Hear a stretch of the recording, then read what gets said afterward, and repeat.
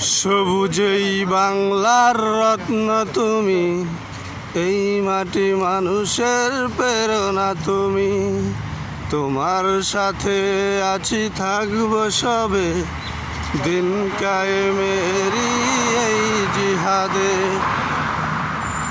কোরআন হাদিসের মধুর বাণী বাংলার জমিনে ছড়ালে তুমি। কোরআন হাদিসের মধুর বাণী বাংলার জমিনে ছড়ালে তুমি। বড় আউলিয়াদের মূল্যভূমি, রাসূলে আরাবের নায়েব তুমি।